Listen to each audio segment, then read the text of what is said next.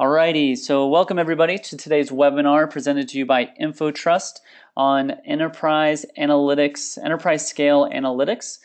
Today's webinar is going to be presented by me and by InfoTrust over the next 45 to 50 minutes. Hopefully we get you out before the top of the hour. Few housekeeping items.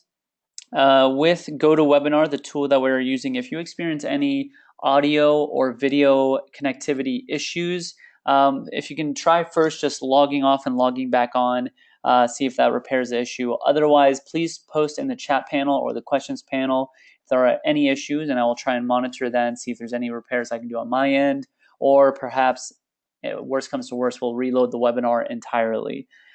This webinar is being recorded today. And I think without further ado, we'll go ahead and jump in. So hopefully you can see my screen with the slides that I will be presenting.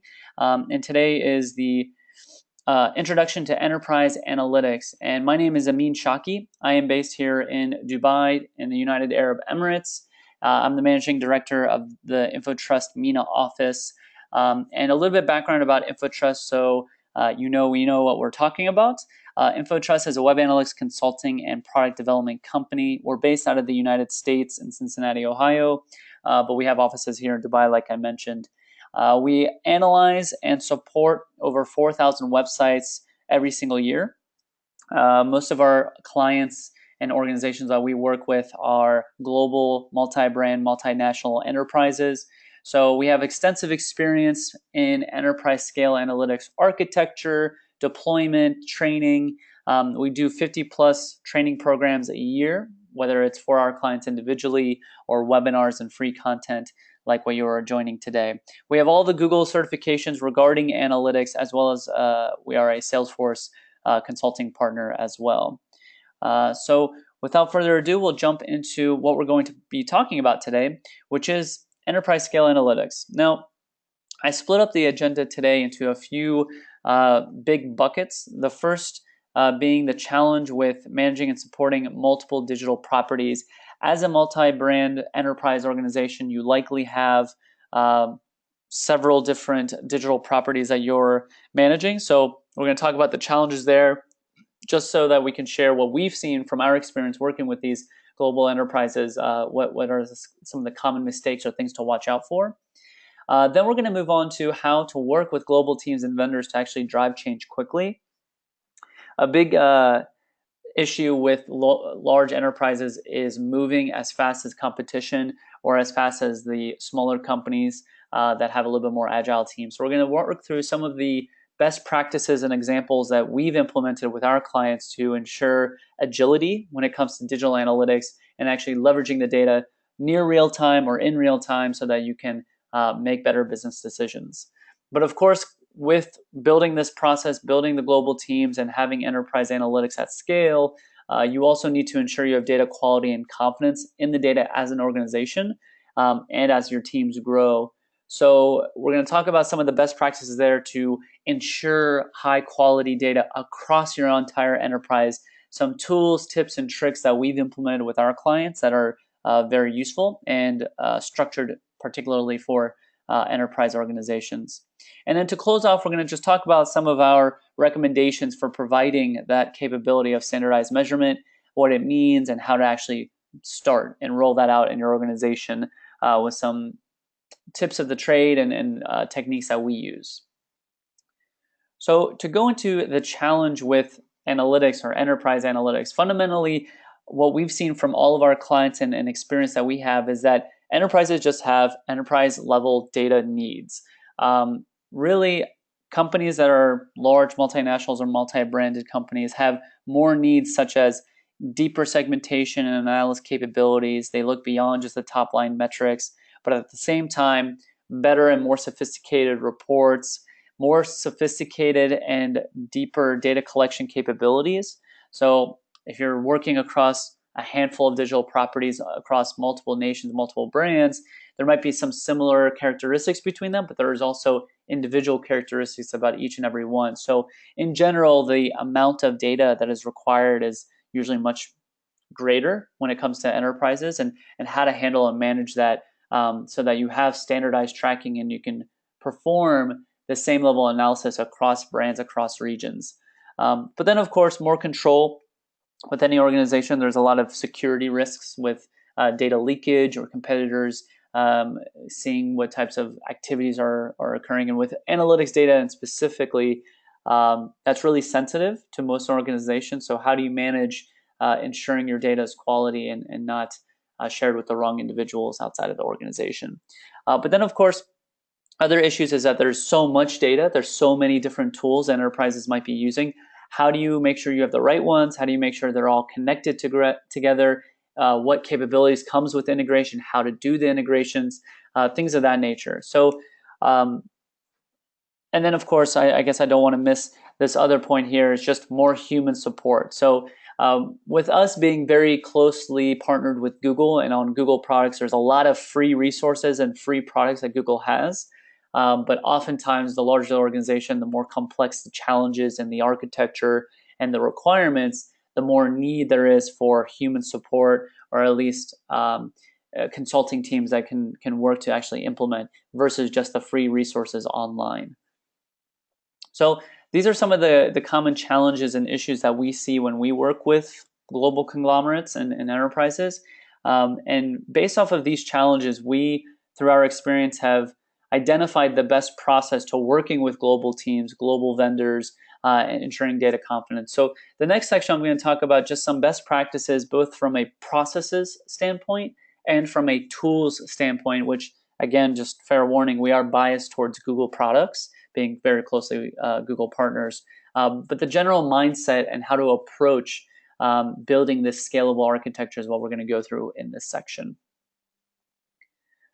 So it starts with thinking about how to build a successful platform for analytics. As with many organizations, there's a lot of moving parts, lots of different technologies and capabilities that are being used by different teams and different vendors. But the goal with analytics is to almost be the conversation point between teams and between silos.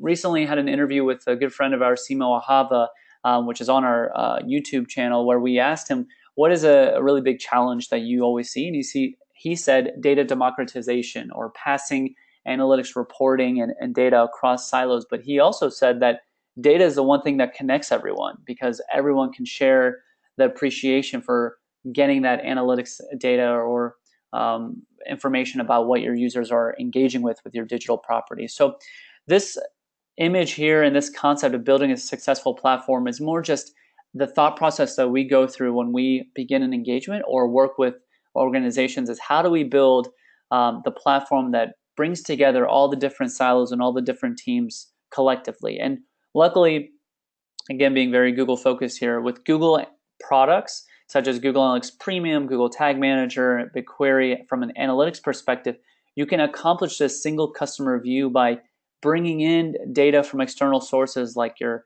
media or channels and tracking what is working on that end, but also bringing in your user databases, your user data sets like CRM, your backend data warehouse, ERP systems, bringing all of that into analytics, your analytics platform, but then also thinking, how can we feed data out so that it's almost a system or a process of constant data flow between these silos.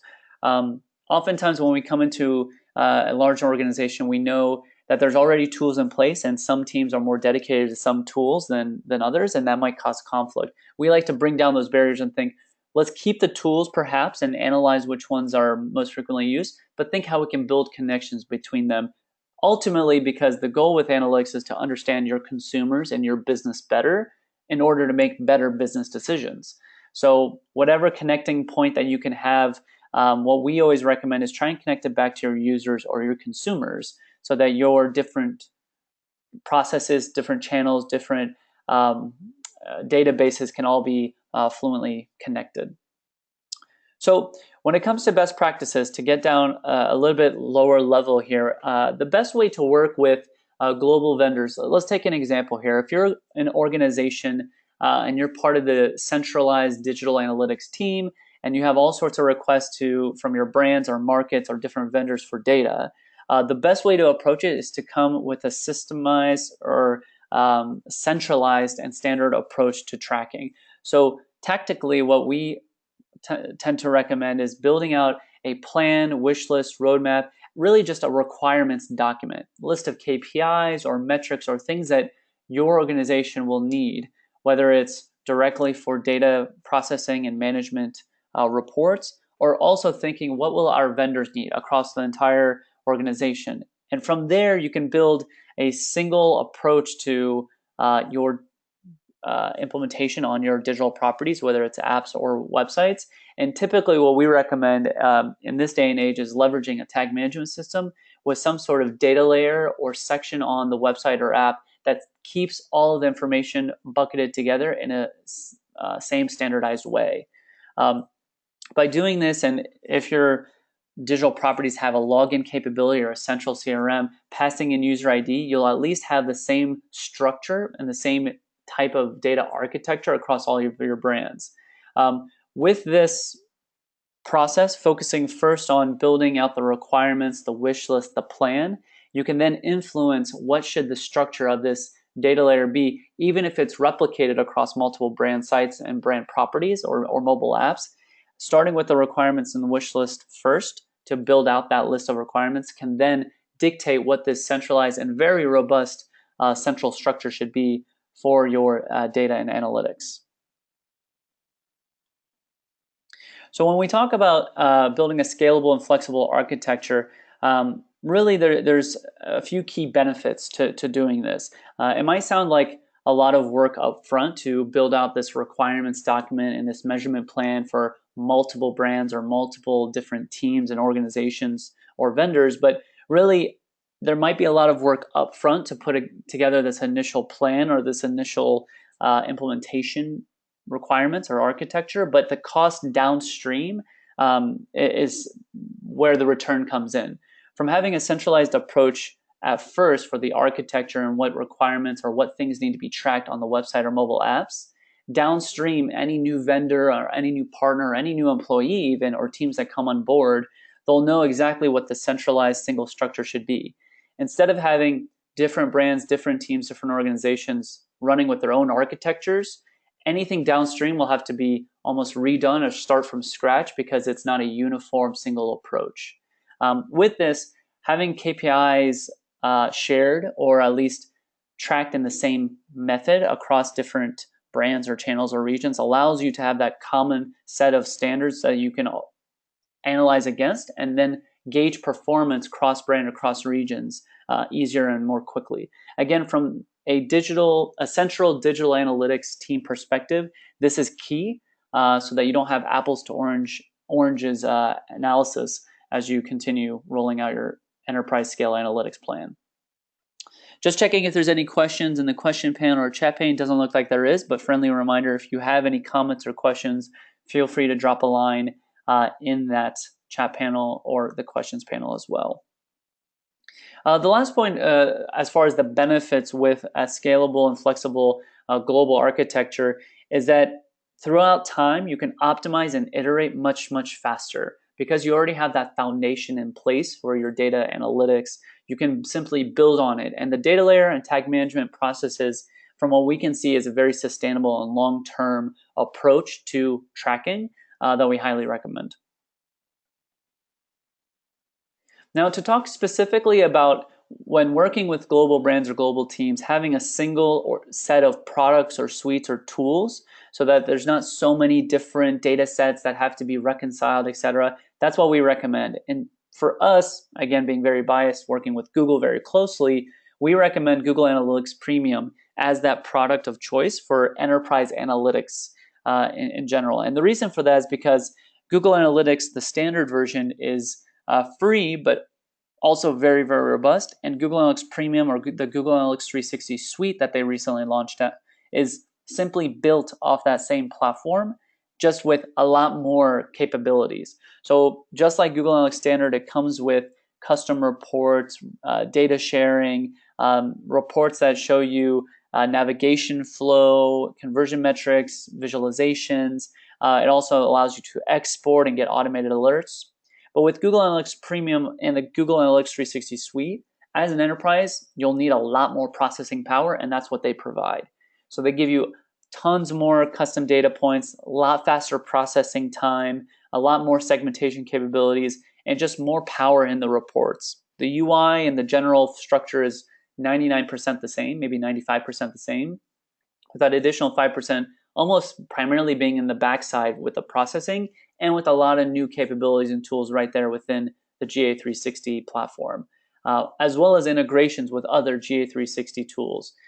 With Google Analytics, however, and Google Analytics Premium, this slide perhaps needs to be updated slightly with the rollout of GA360 Suite, but you can see here that working with Google as that example of the product suite, there's a lot of integrations with tools that can bring data into Google Analytics, as well as that can accept Google Analytics data in the form of perhaps remarketing segments or audiences that can make your advertising and your different teams and different brands and different vendors work closer together.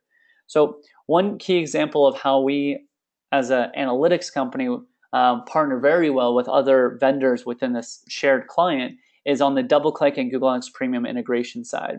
So key examples with a recent client, they're working with a global DoubleClick agency that is running all of their DoubleClick campaign management, and they have a very centralized, structured architecture for all of their global campaigns across all their markets, all their regions, all their brands. To mirror that, we work also with this client and with their central digital analytics team. So we also build a centralized architecture, structure, and data processing setup within Google Analytics Premium for all their markets, regions, and brands. And because we have a centralized, structured approach to the way data should be collected off the site or mobile apps, the DoubleClick agency, the global agency as well, can leverage our processes and the work that we're doing to implement all of this robust tracking across the entire organization so that they don't have to recreate the wheel or re-implement their own. Much of the data that DoubleClick requires is already being implemented for GA through Google Tag Manager, or they can simply leverage the data from Google Analytics Premium and not have any other requirements as far as tracking goes. Not only does this extremely expedite the speed to making business decisions and using the data for programmatic buying and programmatic marketing, but it also allows performance to improve on the sites and on the mobile apps to allow less requests and less tagging and less work and effort from the development team to re-implement another solution that can simply share the same architecture. So really that's the value here with a scalable and flexible architecture that's centralized and deployed once very thoroughly. Lots of work up front, but ultimately lots of vendors, lots of tools, just with one example being DoubleClick, can leverage the same data.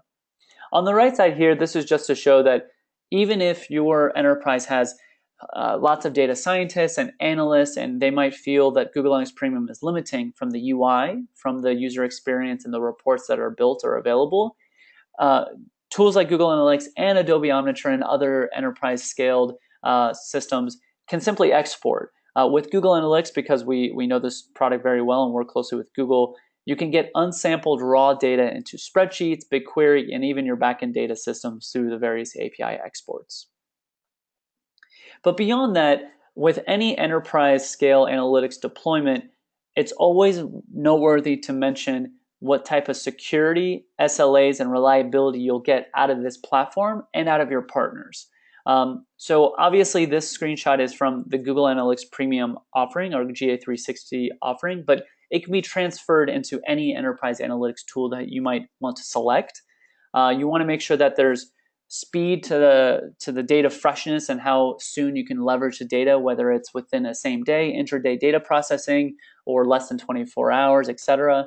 But you also want to make sure that the processing and the product gives you all of the data that you need. So unsampled data, but even data ownership. So lots of different enterprise analytics platforms and consulting companies say they own the system and the client is simply using the system. This is more prevalent or the case around ad serving and ad buying. So with an ad server, lots of the big advertising companies have their own massive ad trading platform that they simply add clients into. But more and more we see clients going to buying their own trading platform and DoubleClick instance, for example. With analytics, we highly recommend the client owning all of their data and having SLAs and explicit language to protect this. As an analytics company, a consulting company, we don't actually own any of our clients' data or documentation. We simply manage it, improve it, educate, and ensure that everything is kept at the highest level of security. But still, there's also SLAs, guaranteed uptime, phone and dedicated account management support that should come with any kind of enterprise analytics product. So if you're looking to understand how to get started with picking an analytics tool for your enterprise or just getting started with the process, make sure to keep these things in mind if they are provided or not provided with the platform and tool that you are purchasing. We as partners work closely with Google where they provide the technology, the software, the product, and we provide the consulting support and extra experience or expertise to help deploy it efficiently across any enterprise organization. So to continue on to the next topic here, since we talked a little bit how we suggest working with global teams and building the structure and architecture that's shareable or reusable by multiple organizations within your enterprise, now we're going to talk about how to ensure data quality and trust in that data, and how we've addressed this before when we work with different organizations. And we do this in a couple different ways.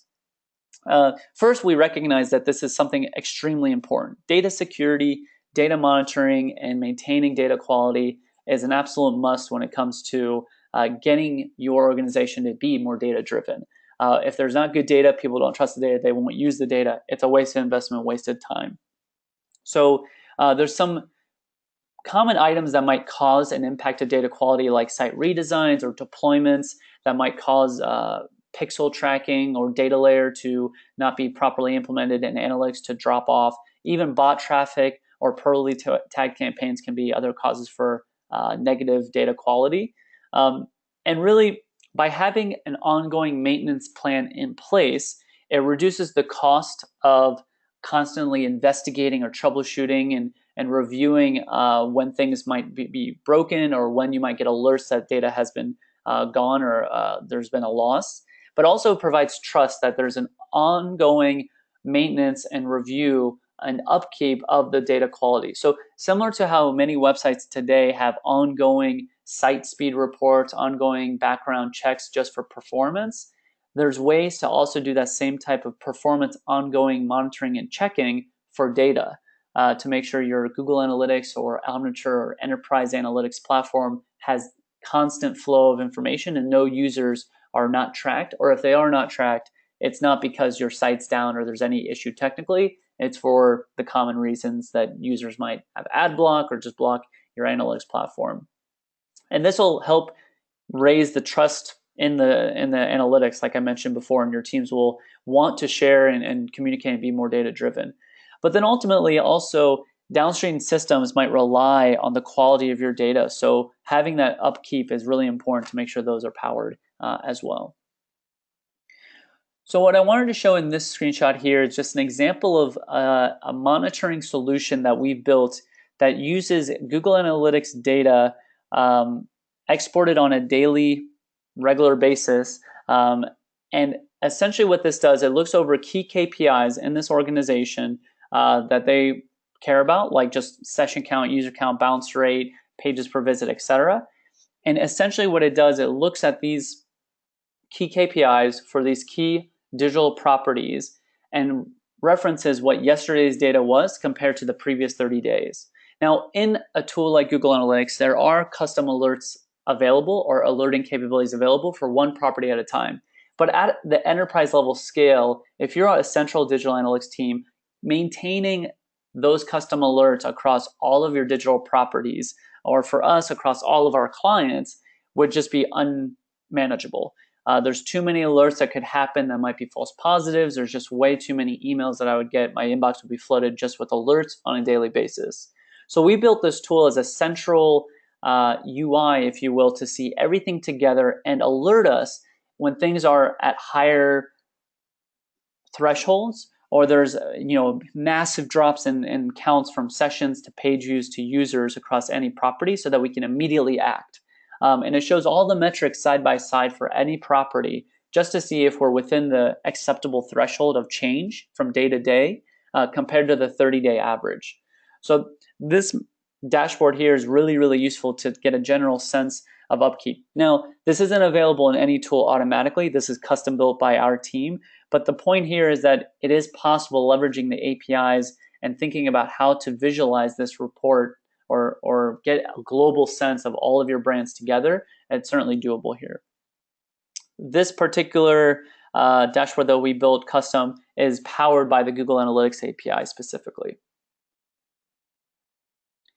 The goal, of course, is to minimize data errors when you're monitoring. So in real time, you can reduce the data gaps for any analytics platform or conversion pixels by implementing different tools and processes, like the one I showed in the last slide. But I also want to discuss a different tool that we have built ourselves, a little bit shameless plug here, which is called Tag Inspector. Now, Tag Inspector is a tool that is designed for enterprises specifically to monitor their data and their tag deployment, whether it's analytics tags, advertising pixels, and others on a regular basis in two different ways. So I'm going to skip down to this slide just to show the introduction because you can fully check it out. It's a website, taginspector.com, with a free sign up. But essentially there's two parts. The free account that you can test is a scanning or crawler that you send to your websites to go through a number of pages on your site and collect information about what tags are firing, what analytics tools are being used,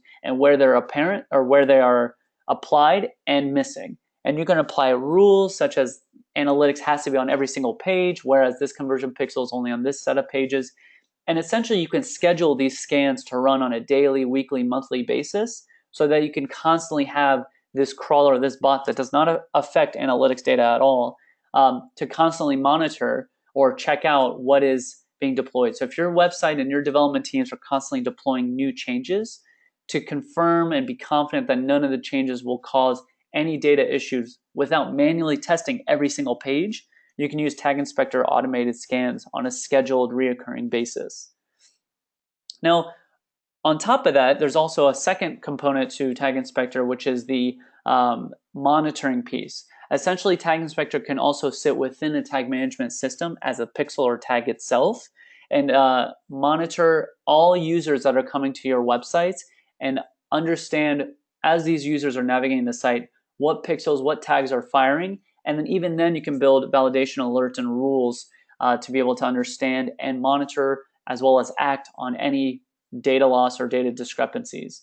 Now, what we recommend is establishing a tag or pixel governance policy. This is something we do with all of our enterprise level clients. We put together and we work with our clients to put together a pixel audit. So to start first is just to understand where are your pixels or tags, your analytics tools across all of your sites, across all your brands and regions, and where are there gaps today? And let's fix the gaps today. Once you get a solid rollout and solid implementation, then you just start defining the tag standards. What type of data is required with each tag? Where do they belong? On what pages? What kind of outreach or scale do they need within your websites? Building the library, which ties to the audit, and then understanding when tags should be activated or deactivated. That's the concept of building this tag pixel governance, and it'll help ensure you maintain a high level of data quality because you'll have a schedule and a really robust governance portal, if you will, that helps you keep track of all of your analytics tags and pixels. The ongoing scans, I just mentioned that, but I also want to show just a screenshot from the ongoing auditing Tag Inspector reports, or what this can show. And what I want to show here is also what we've uncovered when we start working with enterprises is that to ensure analytics data is quality and the scale is maintained across all brands and markets, we also need to understand what other technologies are being deployed that could be potentially a security risk or causing issues with the analytics tracking. And with Tag Inspector, we can actually show piggybacking or tags and pixels that are firing from other tags or pixels throughout. And this might be useful just to keep an eye on what technologies are being loaded without your consent or not part of your governance and central compliance team.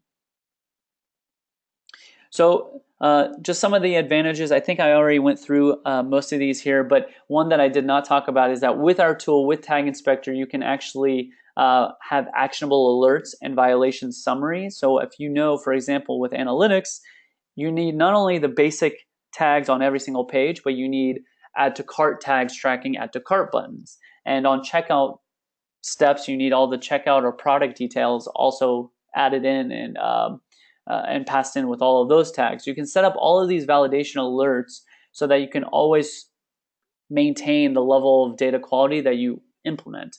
Even as the site and brands and teams grow and change, you'll always maintain that central control, if you will. And this is just what it shows, or what it looks like in Tag Inspector to set up that real-time monitoring process. Through the wizard in our tool, you can actually build rules to say these tags are required on these pages with these parameters, these specific data attributes that need to be passed, so that we can act if there's any page or users that don't have these tags firing with these particular parameters. We can get alerted and act on them. And this is just to show some of the alerts here. For example, we built for Adobe Analytics, where we can see that there was some missing pages perhaps, or missing instances where analytics did not fire. And again, to build a scalable analytics architecture, you need to have your teams trust the data, and by building in these alerts and automatic monitoring, you'll be able to accomplish just that. So the last section I want to cover in this particular webinar is just how to get started, providing this capability for standardized measurement. I talked a lot about the whys and the general thought process, but now I want to talk about how to actually roll this out. So I talked a lot about centralizing, consolidating, etc. And really the best approach that we recommend is having that central team, that central support team, be the starting point for enterprise analytics at scale. This is how most enterprises have had successful analytics deployments and have been able to act on the data much quicker. Really, the point behind this is to set some standards, save on cost, and make sure there's lots of knowledge sharing across brands, markets, and regions, so that any team within the same enterprise can learn and act quicker. So essentially, by having this scaled out, if your enterprise creates new platforms, new websites, acquires more brands, you'll be able to quickly roll out some of the tracking capabilities and be able to do that knowledge sharing as well. Optimization and enhancements are done extremely faster, and the time to insights is cut down significantly when you put this standardized consolidated support in place.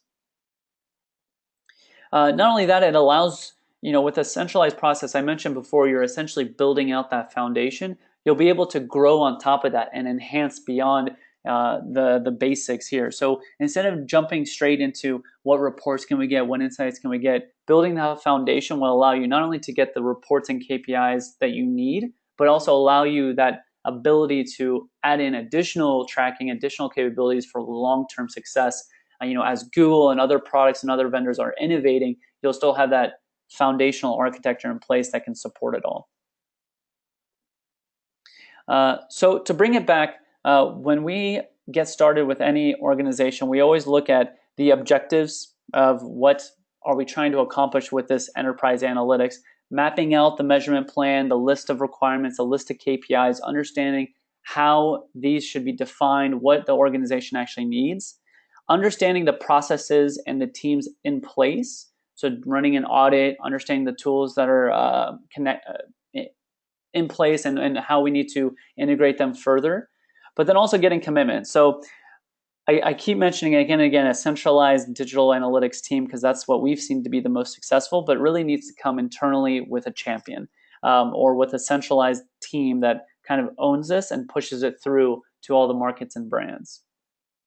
Now, our specific approach when we roll this out, we usually start with a pilot site or group of sites to roll out the new architecture. And we implement the scalable and flexible architecture, which I've talked about a lot, building that technology, actually implementing it. If you're moving from one analytics tool to another, getting that in place, setting up the data management and quality monitoring tools so that you are confident that even after this initial heavy project of setting up this architecture and the data layer and the tag management system, you'll have regular good insights moving forward. But then probably the key item here, which can only happen after you set up all of the previous processes, is training, enhancements, and getting to those data insights. So taking your example pilot site or group of sites that you have tested and worked to fix and optimize, and actually replicating it through training other teams, building on enhancements, and then actually working to build those reports and dashboards as well. Typically what we do is put together a rollout plan. This is project management 101, but even with analytics rollout projects, there's a lot of separate sequence of steps that you need to perform. Even something as simple as an Excel spreadsheet with a list of items and tasks, which I'll talk about here in 2 slides, the specific items here, or you can see on the slide and you'll be able to check on the recording some of the things that we put in our list to begin rolling this out between the IT team, marketing team, and us as analytics consultant. Working with these pilot sites or these pilot brands, we build out this map and this timeline to roll out the different sequence of steps to get this enterprise architecture in place.